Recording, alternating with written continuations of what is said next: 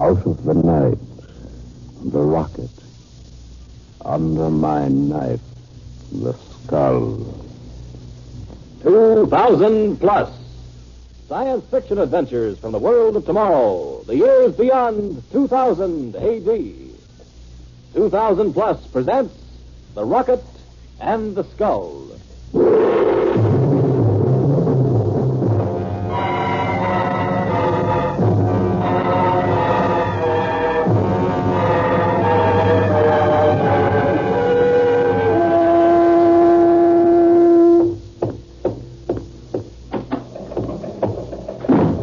Lieutenant, have you heard from Colonel Bradbury yet? No, sir. I've been trying to for 10 minutes. We'll try again. Yes, sir. B for base to R for rocket. B for base to R for rocket. Come in, R for rocket. Every time Bradbury's more than 5 minutes late, I get the jitters. He's too important for this project not to know where he is every moment. Yes, sir. B for base to R for rocket. Come in, R for rocket. Try a scanner beam. He should be on the all-clear level out of Detroit. Yes, sir.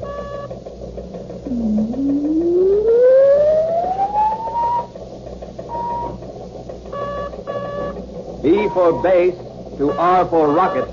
Come in, R for rocket. We can't afford to have anything happen to him. The first experiment is being conducted tomorrow morning. Bradbury's the only man who knows every step of the routine. B for base to R for rocket.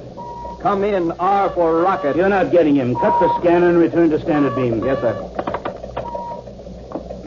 Come in, R for rocket. He should have left an hour earlier, and he could have taken a scheduled flight. But no, he has to work up to the last minute and then fly his own plane to get here in time. B for base to R for rocket. R for rocket. B for base. This is R for rocket. Oh, there he is, sir. Beam contact at 14 over 6. He's about 80 miles out of Detroit. Give me that mic. Brad, this is General Hilton. Are you receiving me? Go ahead, General. What happened? We couldn't contact you. Had some trouble with my stabilizer. Thought I might have to land. But it's okay now. Are you sure? We can't have anything happen to you. Don't worry, sir. The first experiment is being conducted tomorrow morning. Everything is ready for you. Good. The entire general staff will be there. Maybe the president himself. Is there anything you want me to have done before you come in? Brad, anything you want done? Hello, R for rocket. I'm not getting a response. B for base to R for rocket. Come in, R for rocket. Funny, sir. He was receiving clear as a bell. Come in, R for rocket. He said the stabilizer had been acting up. That can mean a lot of trouble at 700 miles an hour. What's that? Automatic distress signal, sir. Coming from Colonel Bradbury's plane. Hello, Crash Central.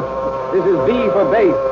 Automatic distress signal coming in on channel 420. Colonel Bradbury flying a rocket jet X-93. Take. It stopped. B for base to Crash Central. Automatic signal cease to register at beam contact 16 over 8. Carry out emergency crash procedures. Repeat. Colonel Bradbury's rocket jet X-93 has crashed on beam position 16 over 8. Check out.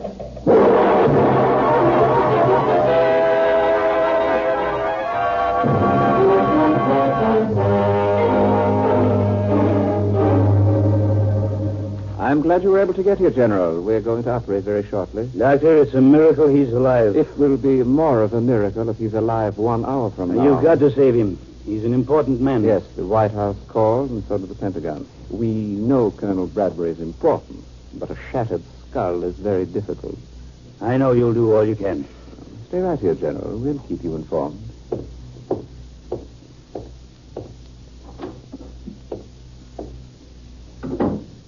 Well, it's out of our hands. I have a report from Crash Central, sir. Well, Apparently, Colonel Bradbury used the catapult parachute just before the plane crashed. Otherwise, he would have been killed instantly. When he was catapulted up, his chute didn't open. He fell into a group of trees. poor Brad. It might have been better if he'd stayed in the ship. You heard what the doctor said? Yes, sir. The shattered skull. The one brain we need to carry out the experiment tomorrow, and this is what happened. Probe. Clamps. Sponge. Scalpel. Mark my brow, nurse. Clamps. Systolic, 80 over 40. Patient thinking, sir. More oxygen. Yes, Doctor. Patient responding, sir. Good. Scalpel. Sponge. Clamps. Scalpel. I'm completely out, Lieutenant. Have you a cigarette? Yes, sir. Here you are. Thanks.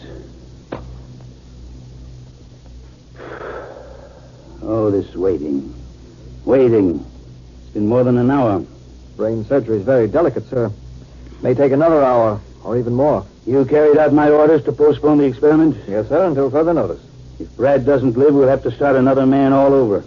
May set the project back a year, and the year could be dangerous. Oh, you look surprised, Lieutenant.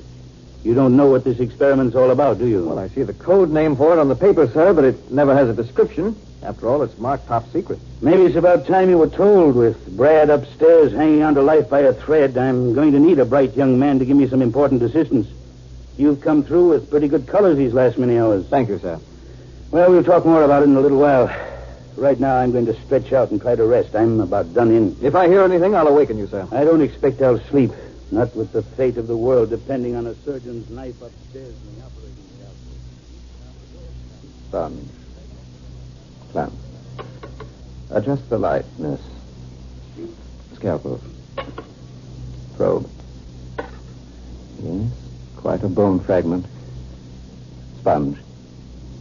Clamps. Systolic, 70/40. Oxygen again. It's pure oxygen now, sir. Nurse, prepare for transfusion. 60/40. Patient thinking, sir. That's right, nurse. Go ahead, Dr. Bowen. Hurry. Condition same, Doctor. He's getting the transfusion. And let me help you, Dr. Bowen. There. Well?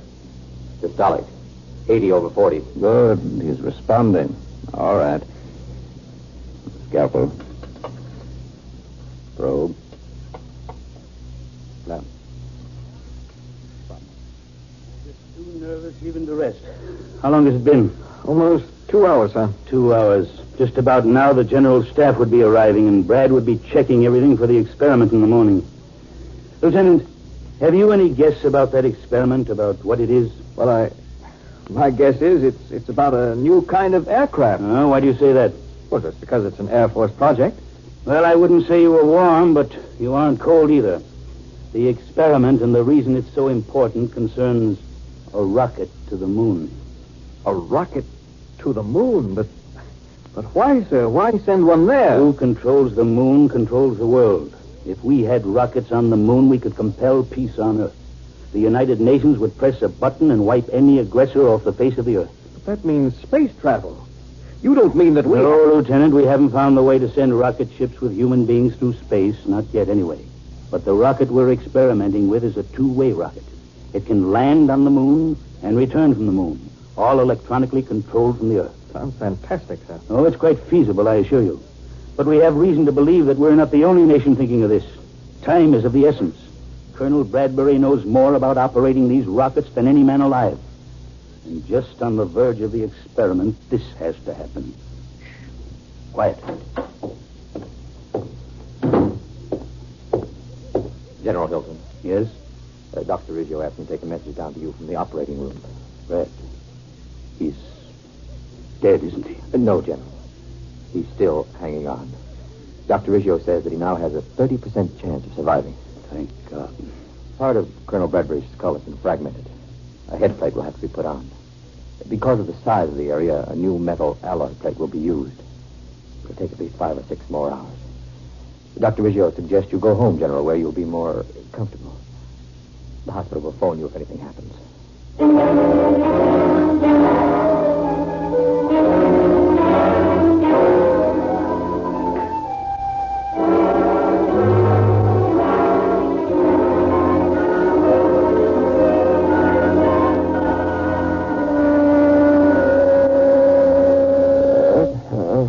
He's coming out of it.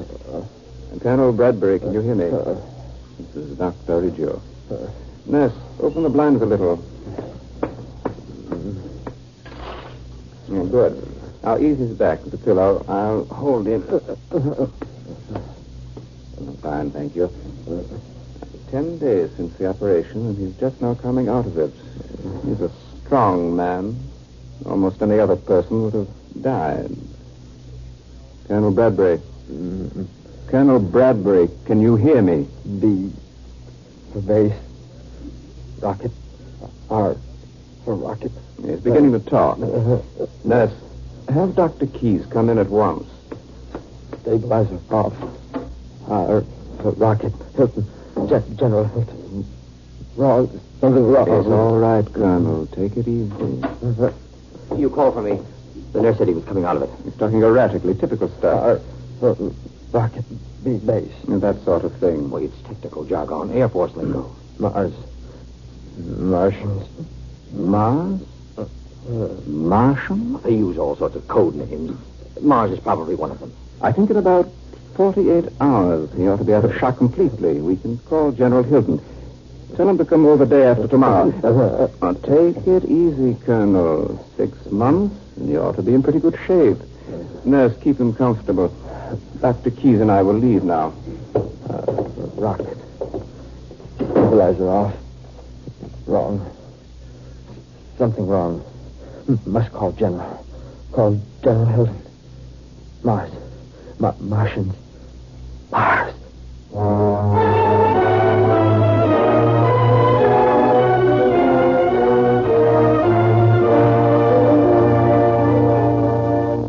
Now read that back to me, please. Memorandum to General Staff. 1. The new experiment is tentatively planned for April 3rd, 2000 plus 6. 2. All security measures have been taken. 3.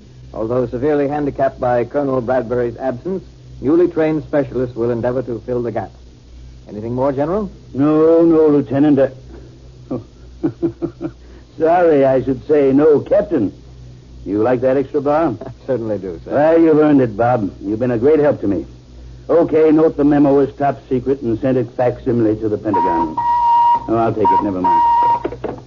General Hilton. Who? The President. Oh, yes, Mr. President. Of course, sir. Well, I've just prepared a memorandum, but that's only 2 weeks, Mr. President. We assumed about 60 days. Oh. Yes, sir. We'll work day and night to do it. Thank you, Mr. President.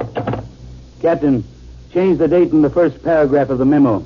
The new experiment is to take place in 2 weeks. General, that's almost impossible. I know it and you know it. But there's one man who doesn't know it, and he says it's got to be done. I'm not disposed to argue with the President of the United States.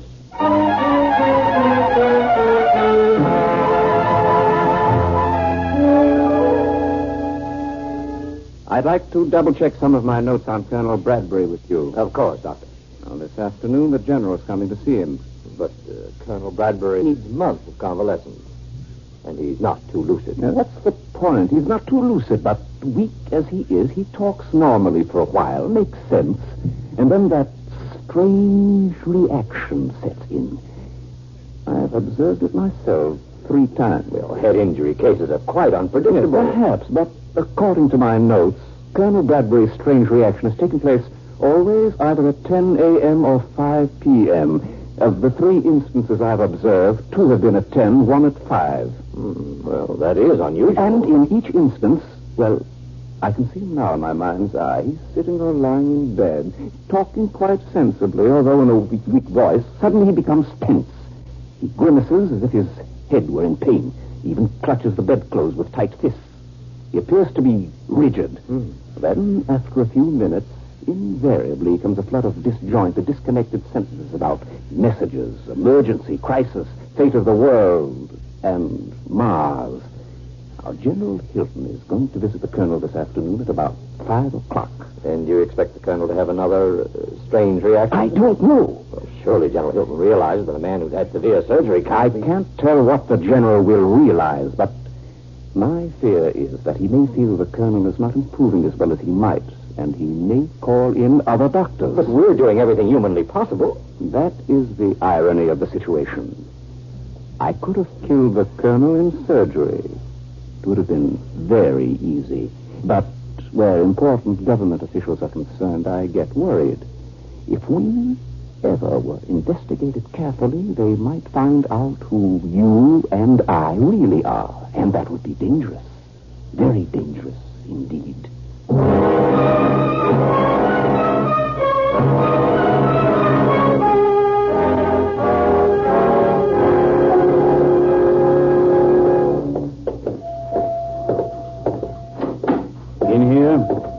Thank you, nurse.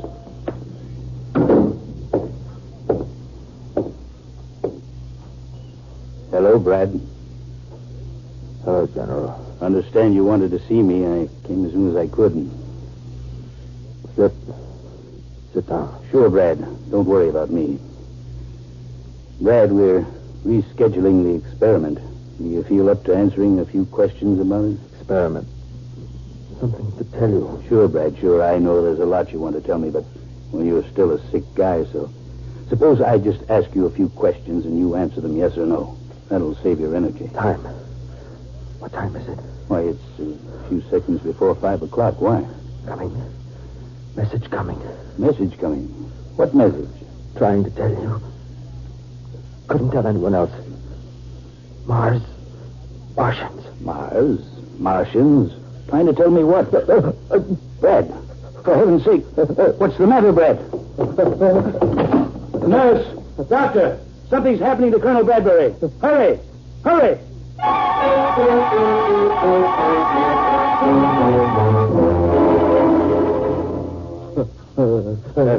Colonel. Dr. Riggio, can you hear me? Mars. General Hilton is here, too. You remember? I'm sorry, General. Strange things happen to the human mind. Half his skull is a metal plate. Mars. Calling Mars. Earth calling Mars. Message. It's like a fit. Look at him. Agent reporting. Urgent. Calling Mars. You are received. Mars receiving your call. Proceed. Colonel Bradbury. Colonel.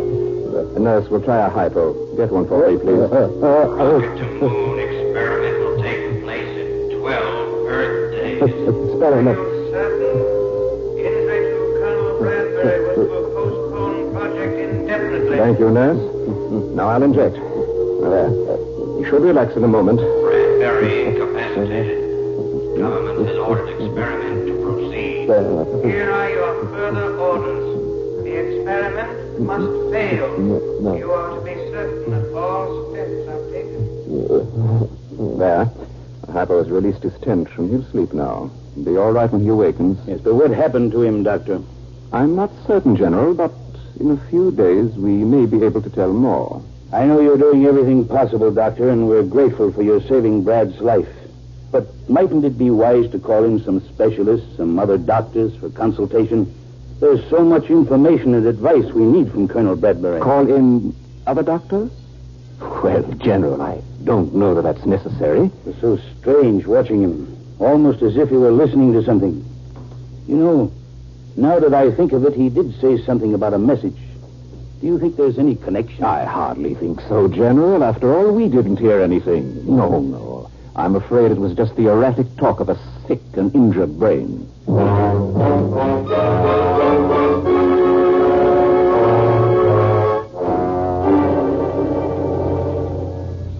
General, you really went through an experience watching the colonel like that. Captain, he was almost in a fit. Had some crazy idea he was getting messages. Messages? Just hallucinations. He was off his rocker for a while. I'm afraid I was a little brusque with Dr. Riggio. He's a fine man, but I'd feel better if some other medicos looked at Brad, too. Arrange for some specialist from Army Medical to examine him, will you, Captain? Yes, sir. I'll do it promptly. And one thing more. On the experiment file, you'll find it. General Hilton's office. One moment, please. For you, sir. Pentagon, Intelligence Section. Intelligence? Well. Hello, General Hilton. Yes? Yes? Are you certain? Well, have the President and the Chief of Staff been informed? Good. Yes, I'll be over in 15 minutes. Right. Order my car, Captain. Things are happening. Yes, sir. General Hilton's car, stand by at west entrance. What thing, sir? Intelligence reports that the Eastern Alliance is definitely planning a moon rocket for blastoff in 6 days. You know what that means if they get there before the United Nations. 6 days, and we won't be ready for 14 days. We really wanted 3 months. That's right. But how... Somehow they must have found out about our experiment and have agents that feed for some of our vital data. That's what the emergency meeting is about. Well, your car's ready, General. Good luck. We're going to need it, Captain. We're going to need it.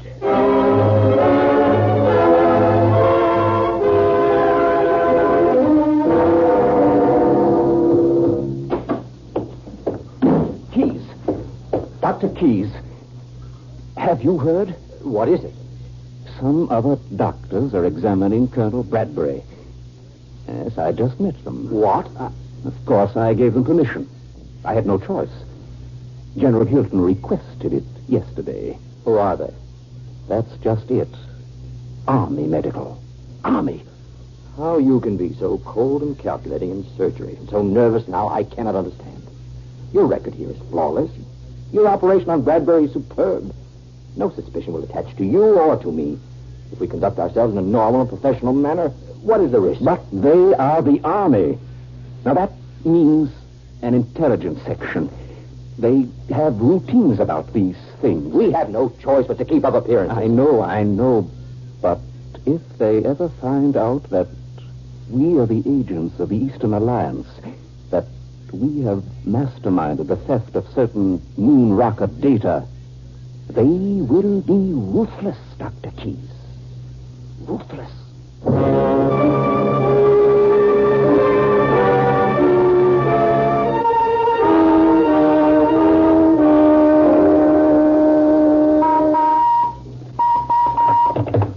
General Hilton's office. Oh, I'm sorry, the general isn't here. This is his aide. No, sir, I don't know when he'll return. I suggest you place the information on our private facsimile line in code. Our extension is 83. I'll then give the papers to the general when he arrives. Yes, sir, I'll turn the facsimile line on now, sir. We can receive it at once. Thank you.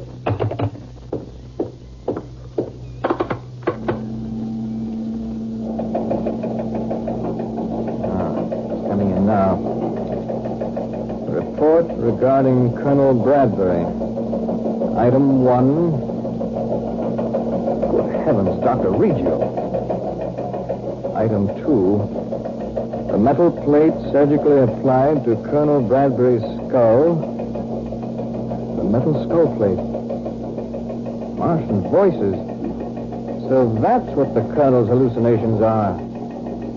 It's fantastic. There, the message is ended. We must move quickly. Very quickly. Military police. Hello, General Hilton's office.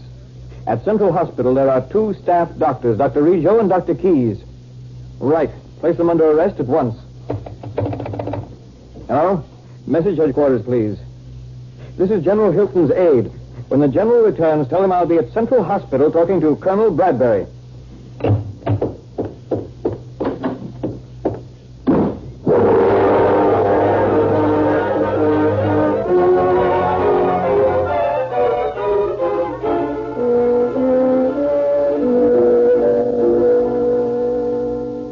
Colonel, I'm the general's aide. You can describe the voices to me. Now, what happened? My whole head vibrates. Very painful. Then I hear voices. What do they say? They're talking to Mars. Martians. Well, apparently the metal plate on your head somehow picks up certain high-frequency radio waves. At least that's the theory of the Army medical examiners. But the Martians, they want to stop the moon rocket. Enemies from another world. No, Colonel, you can't really believe that. You must have misunderstood. The real enemies are the Eastern Alliance, but their agents have been caught. Their moon project won't take place for a long time as a result. Now, you just take it easy, sir. The Army is going to track down that wavelength that bothers your head. Then you'll recuperate peacefully. But, Captain, it's true. Excuse me, sir. It's almost 5 o'clock. I've got to be going, sir. Just take it easy, please.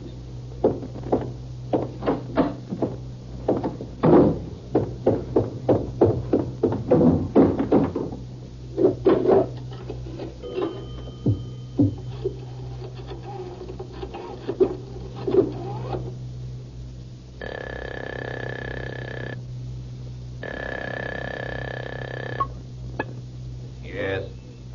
83. 38. 91. 19. Kronos. Kronos is 643. Your code is correct. Go ahead. Do not send the message to Mars on the regular wavelength at 5 o'clock. Hereafter, use the alternate wavelength. I will submit a report explaining how our communications were discovered. But you can report this. The Eastern Alliance agents have been captured by the Americans. This reduces the chances of the Earth sending a moon rocket from 2 to only 1. I will see to it that that 1 does not succeed. Are you positive you can execute this plan? Without question. Go on. You may report to my superiors on Mars that their observation base on the moon is safe from discovery. Mars will continue to be the only planet controlling outer space. That is all. It shall be reported.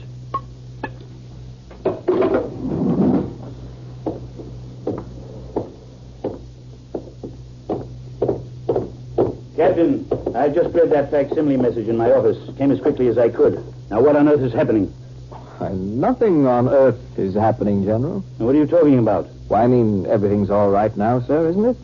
The Eastern Alliance has been taken care of, and there's reason to believe Colonel Bradbury's weird hallucinations won't recur anymore. Oh, those are the 2 best pieces of news I've heard all day. Captain, I don't know what I'd do without you. Thank you, sir. I just try to do the best I can for my country.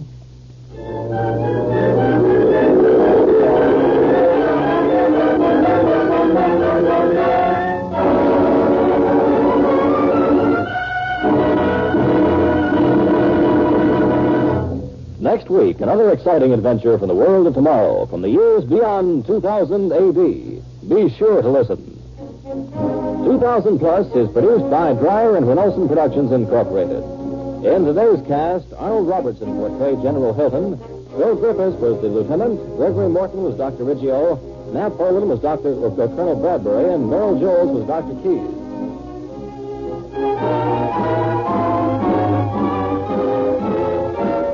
The orchestra was conducted by Emerson Buckley, music composed by Elliot Jacoby. Sound, Walt Shaver and Adrian Penner. Engineer, Bob Aldrich.